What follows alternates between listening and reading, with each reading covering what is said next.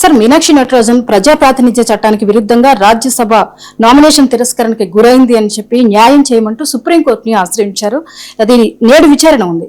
ఈలోగా అదే ముగ్గురు బీజేపీ అభ్యర్థుల్ని ఏకగ్రీవంగా విజేతలుగా ప్రకటించింది ఈసీ.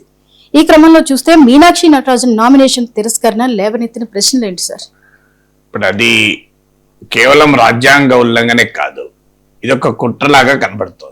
ఇది నేను చెప్పడం కాదు, ది హిందూ పత్రిక రాసిన సంపాదకీయంలో ఇట్స్ ఏ కాన్స్పిరసీ అని వాడింది పదం. నార్మల్గా రేర్ అంత ఘాటైన పదంతో విమర్శించడం. ఎందుకని ఇది అంటున్నారు అంటే, కేసు ఏంటి?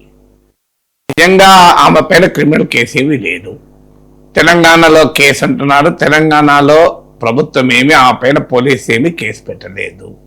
ఏ ఎఫ్ఐఆర్ దాఖలు కాలేదు, ఏ ఛార్జ్ షీట్ పడలేదు, ఛార్జెస్ ఫ్రేమ్ చేయలేదు. మరి ఏంటి కేసు? కేసు ఆమెకు సంబంధించింది కాదు. కేసు ఒక కాంగ్రెస్ నాయకుని పైన ఇంకొకరు పెట్టిన ప్రైవేట్ కంప్లైంట్ అది.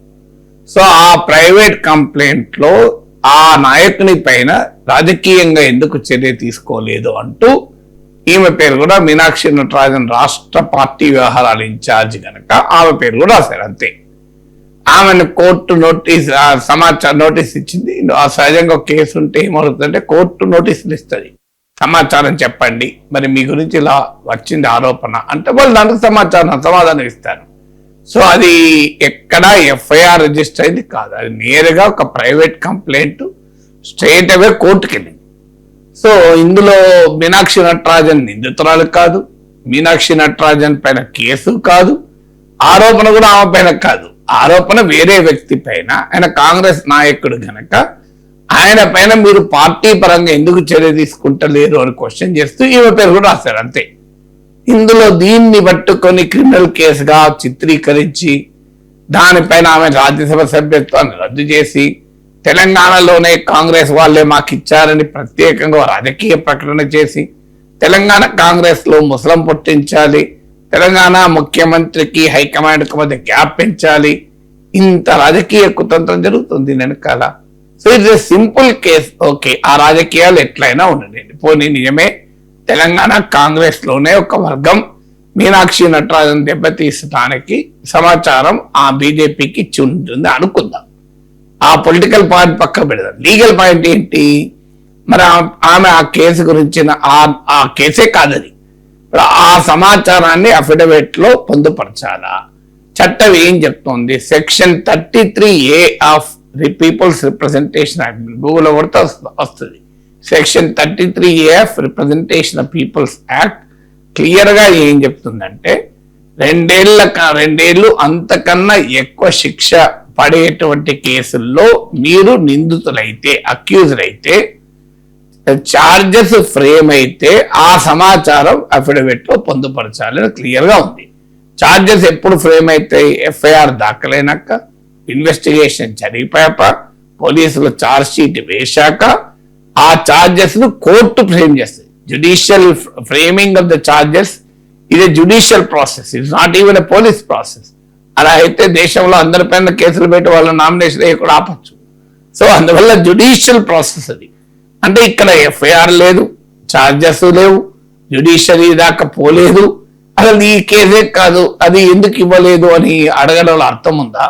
సో అలా అయితే రేపు ట్రాఫిక్ చాలాన్ పడుతుంది. ట్రాఫిక్ చాలాన్, నీకు ట్రాఫిక్ చాలాన్ పడ్డదని కూడా తెలియదు. ఫోటో తీస్తాను పోతున్నప్పుడు, నోటీస్ కూడా వస్తుంది, నువ్వు ఆ ప్లేస్ లో లేవు టైంకు అంటే అది ఇన్ఫర్మేషన్ ఇవ్వలేదు కదా, నా మీద ట్రాఫిక్ చాలాలు పడ్డాయి అని రాశారే కదా. రాయాలా?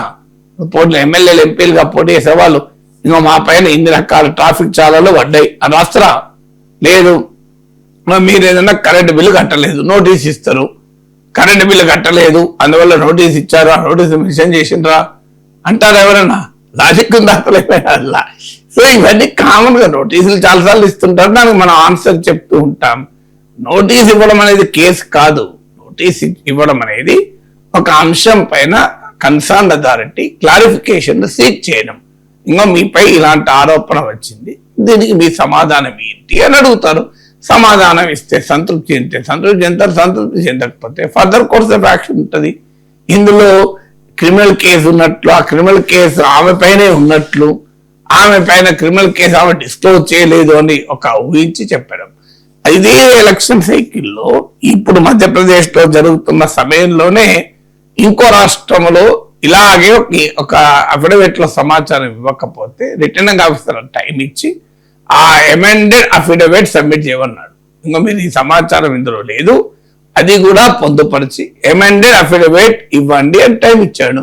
అలాగే ఈమెకు ఇవ్వచ్చు కదా, నిజంగానే people representation people's act mandatory చేయకపోయినా రిటర్నింగ్ ఆఫీసర్ కు ఆ కోర్టు సమాచారం అడిగింది కనుక అది కూడా ఇవ్వాలి అని కోరుకుందనుకోండి, అమ్మా ఇంకో ఇది కూడా ఇవ్వండి, మీ మీద ఏదో ఇట్లా కోర్టు నోటీస్ ఇచ్చింది కదా సమాచారం చెప్పమని, అది కూడా పొందుపరచండి అని చెప్పండి, అయిపోతుంది. దానికి ఏమున్నది? దాని కొరకు నువ్వు కంప్లీట్ గా ఒక నామినేషన్ ని రిజెక్ట్ చేసి ఒక అభ్యర్థిని ఎలక్షన్ లో పోటీ చేసే అవకాశాన్ని లేకుండా చేయడం అంతకన్నా అన్యాయం ఉంటుందా? ఇంతకన్నా డెమోక్రసీ ఇంకేముందిగా? ఇప్పుడు అందుకే కాంగ్రెస్ పార్టీ ఏమంటుంది, ఓటు చోరు అయిపోయింది, ఇప్పుడు సీట్ చోరు అయిపోయింది అంటున్నారు.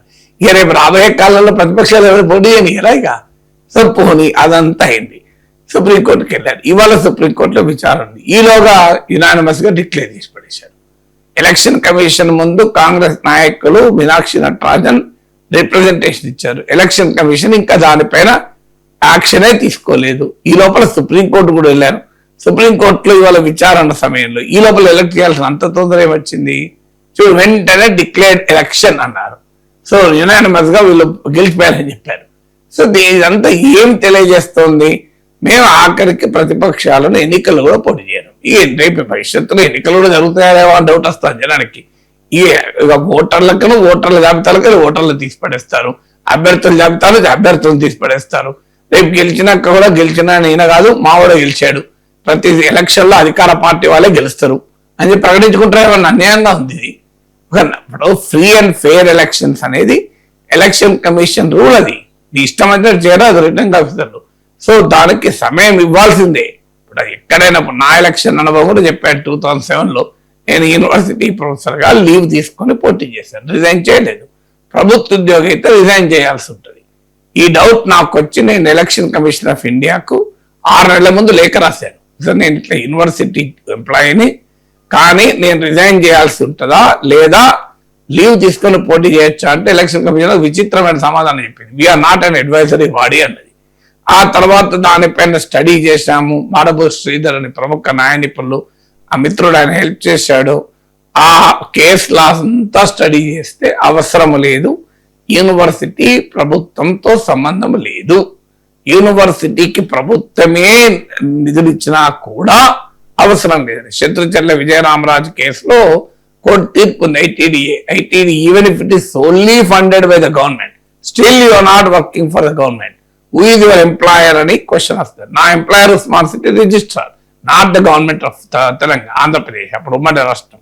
సో అందువల్ల నేను నామినేషన్ లీవ్ తీసుకున్నాను, యూనివర్సిటీ నుంచి నామినేషన్ వేశాను. నా స్క్రూటినీలో ఎవరు రైజ్ చేయలే.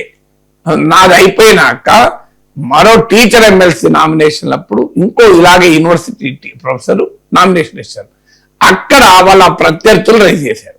అప్పుడు ప్రత్యర్థులు రైజ్ చేసినప్పుడు మళ్ళీ ఇష్యూ వచ్చింది. ఇదేంటి, గ్రాడ్యుయేట్ ఎమ్మెల్సీ అప్పుడేమో ప్రొఫెసర్ నాగేశ్వర్ నామినేషన్ ఏమో ఎవరు అబ్జెక్షన్ చెప్పలేదు, టీచర్ ఎమ్మెల్సీకి వచ్చే వరకు ఇలా అబ్జెక్షన్ ఎందుకు చెప్తున్నారు అని క్వశ్చన్ వచ్చింది. క్వశ్చన్ వచ్చినప్పుడు ఎలక్షన్ రిటర్నింగ్ ఆఫీసర్ నన్ను కూడా పిలిచారు. మళ్ళీ నేను ఇంటికి వస్తుంటే ఫోన్ వచ్చింది, నేను రేపు మార్నింగ్ వచ్చి మీరు దాని డీటెయిల్స్ సబ్మిట్ చేయండి. మళ్ళీ డీటెయిల్ గా కంప్లీట్ నా లీగల్ ప్రొసీజర్ సమర్పించాను.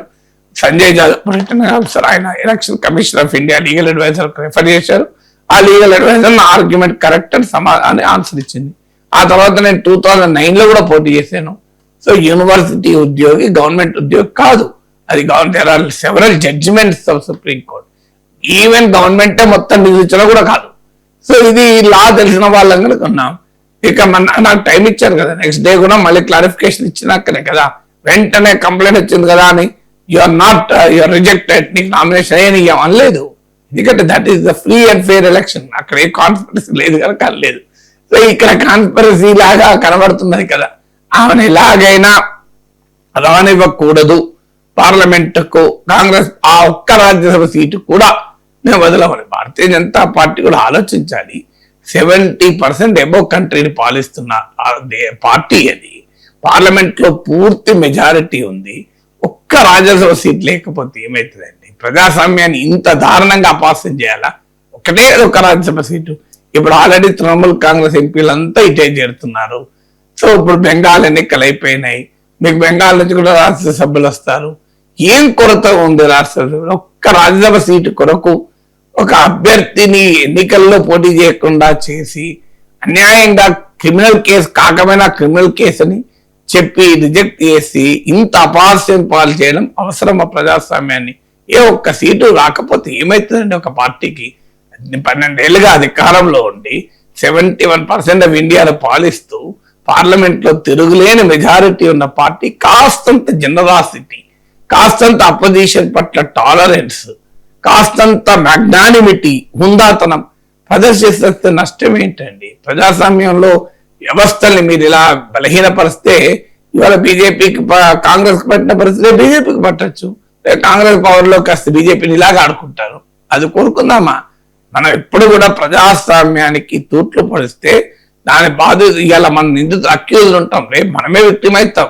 ఒకసారి డెమోక్రాటిక్ ఇన్స్టిట్యూషన్ మనం వీకెండ్ చేయకూడదు.